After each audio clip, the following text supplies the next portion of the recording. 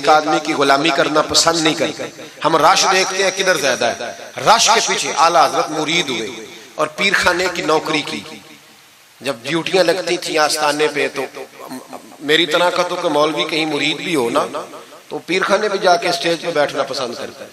لیکن اعلیٰ حضرت فرمایا کرتے تھے میری باتھ روم پہ ڈیوٹی لگاؤ, میں وہ والی نوکری کروں گا, اس سے میرا نفس کچلا جاتا ہے. وہ اتنے بڑے عالم ہو, فرمایا کرتے تھے میری وہ ڈیوٹی لگاؤ جو سب سے چھوٹی ہے. عاجزی اس درجے کی تھی, اتنی عظمتوں, اتنی فضیلتیں, اور پھر جب اتنا کچھ اللہ بندے کو دیتا ہے نا, اتنا اسے تقویٰ, پھر اسے اللہ بصیرت کی روشنی دیتا ہے. حضور فرماتے ہیں اتقوا فراست المومن فإنہ ینظر بنور اللہ, مومن کی فراست قلبی سے ڈرو, وہ اللہ کے دیے ہوئے نور سے دیکھتا ہے. اعلیٰ حضرت رحمت اللہ تعالی علیہ, ان کے خلیفہ تھے سید نعیم الدین صاحب مراد آبادی, تفسیر خزائن العرفان لکھی انہوں نے. سید صاحب کے ایک دوست تھے سید دیدار علی شاہ صاحب, لاہور میں ان کا مزار ہے. جب داتا صاحب جائیں نا تو محدثین کے مزاروں پہ بھی جایا کریں, ملنگوں کے مزاروں پہ رش رہتا ہے, علماء کی قبروں پہ جاتا ہی کوئی نہیں, وہاں بھی جایا کرو, ان لوگوں نے بڑی خدمت کی ہے دین کی. حضرت سید دیدار اور داتا صاحب تو پھر دیکھیں نا ان کی کتاب پڑھیں, داتا صاحب صوفیاء کے بھی امام ہیں, علماء کے بھی امام ہیں, کمال کر دی. تو میرے بھائی حضرت جناب سید دیدار علی شاہ صاحب سید نعیم الدین مراد آبادی رحمت اللہ تعالی علیہ کے دوست تھے. سید دیدار علی شاہ صاحب رحمت اللہ علیہ ملنے گئے سید نعیم الدین صاحب سے, تو سید نعیم الدین صاحب تیار تھے بریلی شریف جانے کے لیے. سید نعیم الدین صاحب بریلی جانے کو تیار تھے. عمر میں بھی اعلیٰ حضرت سے بڑے تھے دیدار علی شاہ صاحب. تو کہا دیدار علی شاہ, اور مرید اور خلیفہ بھی کسی اور کے تھے, سید شاہ فضل الرحمان گنج مراد آبادی رحمت اللہ علیہ کے مرید اور خلیفہ. کہنے لگے چل یار میں بریلی شریف جا رہا ہوں, اعلیٰ حضرت سے ملا کے لاؤ. تو دیدار علی شاہ صاحب نے عذرائے محبت, دل لگی میں نہیں بندہ بات کرتا, کہنے لگے میں کسی کے پاس کیوں جاؤں, میں خود بہت بڑا عالم ہوں. کہا چلو یار امام احمد رضا کے پاس چلے. کہنے لگے وہ میں نے سنا ہے کہ وہ ذات کے پٹھان ہے اور طبیعت کے سخت ہے, میں نہیں جاتا. انہوں نے زبردستی منوایا, کہنے لگے چل یار چلتے ہیں. لے گئے ساتھ. بریلی شریف جب پہنچے نا تو عصر کی جماعت کی آخری رکعت تھی, جماعت اتحیات میں بیٹھی تھی. پہنچ گئے. اب سید نعیم الدین صاحب سید دیدار علی شاہ صاحب سے کہنے لگے کہ شاہ جی وضو ہے, کہنے لگے نہیں میرا نہیں. کہنے لگے میرا ہے, میں جماعت میں جاؤں, کہ آپ جائیے. وہ جا کے جماعت میں شامل ہو گئے. سید دیدار علی شاہ صاحب کہتے ہیں میں کنویں پہ ایک طالب علم تھا, چھوٹا سا پانی نکالا ہوا تھا اس نے, میں سمجھا کوئی بچہ ہے جس کی ڈیوٹی لگی ہے وضو کرانے. ہمارے مدرسے کے بچوں کے ساتھ بھی بڑا ظلم ہوتا ہے نا, وہ دال جو کوئی نہیں کھاتا وہ مدرسے میں پکتی ہے. ہاں ہاں بڑا ظلم ہوتا ہے ان بچوں کے ساتھ, اس کی پوری داستان ہے, کبھی کو مجھ سے پوچھے تو میں بتاؤں, بہت بڑا ظلم ہوتا ہے.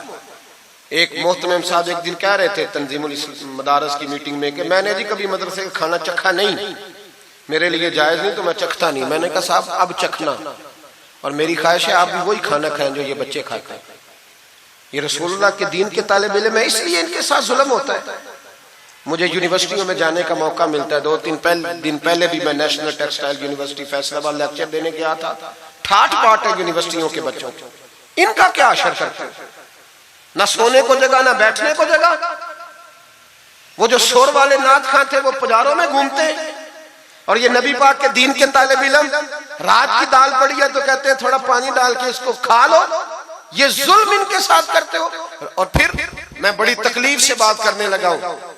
حدیث بیان کی جاتی ہے کہ طالب علم کے قدموں کے نیچے فرشتے پر بچھاتے ہیں, نیچے فرشتوں نے پر بچھائے ہوئے ہیں اور ان کی گردن پر قربانی کی کھالیں لادی ہوئی ہیں جیسے گدے پہ لادی جاتی ہے. اس کے بارے میں حدیث آئی تھی. اللہ کا خوف نہیں آتا. آپ نے اور میں نے مدرسے کے بچوں کو عزت نہیں دی, اس لیے مدارس کی رونقیں ختم ہو گئی. اور مجھے شکوہ ہے مدارس چلانے والوں سے بھی, ان سے پیار کرو. یہ غریب گھروں کے ہوتے ہیں, یہ غریب گھروں کے ہوتے ہیں. ان کی مائیں بھیجتی ہیں کہ چلو کچھ بن جائیں گے, لیکن ان کے ساتھ جو سلوک ہوتا ہے وہ اچھا نہیں ہوتا. ان کے ساتھ ان کی ڈیوٹی ہے, سارے مدرسے کی اینٹیں انہوں نے اٹھانی ہے, ساری نوکریاں ان غریبوں نے کرنی. خدا را ڈرو اللہ تعالیٰ سے. حضرت سید نعیم الدین صاحب مراد آبادی رحمت اللہ علیہ فرماتے ہیں میں پہنچا اس طالب علم کو, میں نے سمجھا کو وضو کرانے والا. تو میں نے کہا پانی اٹھانے لگا تو کہنے لگا بابا جی پوچھ تو لیں پہلے, پانی تو میرا ہے. فرماتے ہیں میں نے کہا چل بیٹے پھر دے دے اگر تیرا ہے تو، میں نے وضو کرنا ہے۔ تو وہ بچہ کہنے لگے حضور آپ کو پتہ ہے کہ نابالغ اپنی مرضی سے بھی اپنی چیز کسی کو نہیں دے سکتا۔ مولانا دیدار علی شاہ صاحب فرماتے ہیں میرے دل پہ چوٹ لگی۔ میں نے کہا دیدار علی، احمد رضا کے مدرسے کے تو نابالغوں کا علم بھی تجھ سے زیادہ ہے، نابالغوں کا یہ حال ہے تو بڑوں کا کیا حال ہوگا۔ فرماتے ہیں کہ وضو اس بچے نے کیا، پھر میں نے پانی بھرا، وضو کر کے میں مسجد کی سیڑھیاں چڑھ رہا تھا۔ سید نعیم الدین صاحب کی نماز رہتی تھی، وہ مکمل کر رہے تھے، اعلیٰ حضرت سیڑھیاں اتر رہے تھے، ان کے پیچھے پیچھے ہاتھ باندھ کے لوگوں کو چلتے دیکھا تو میں سمجھ گیا یہی اعلیٰ حضرت ہے۔ اعلیٰ حضرت کی کرامت تھی کہ سید کی آنکھیں دیکھ کے پہچان جاتے تھے کہ سید ہے، آنکھیں کہتے ہیں جب سیڑھیاں اعلیٰ حضرت اتر رہے تھے میں چڑھ رہا تھا تو میری آنکھیں دیکھ کے پہچان گئے، سلام لی تو کہنے لگے آپ سید ہیں، تیری نسل پاک میں ہے بچہ بچہ نور کا، تو ہے عین نور تیرا سب گھرانہ نور، آپ سید ہیں؟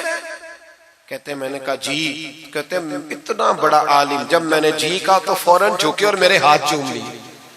تو میں نے پوچھا طبیعت کیسی ہے؟ وہ بات جو میری اور سید صاحب کی تنہائی میں ہوئی تھی، میں نے کہا اعلیٰ حضرت سے پوچھا حضور طبیعت کیسی ہے؟ تو کہنے لگے شاہ جی ذات کا پٹھان ہوں، طبیعت ذرا سختی ہے میری، پٹھان جو ہوں تو ذرا طبیعت سختی ہے، کیا کروں؟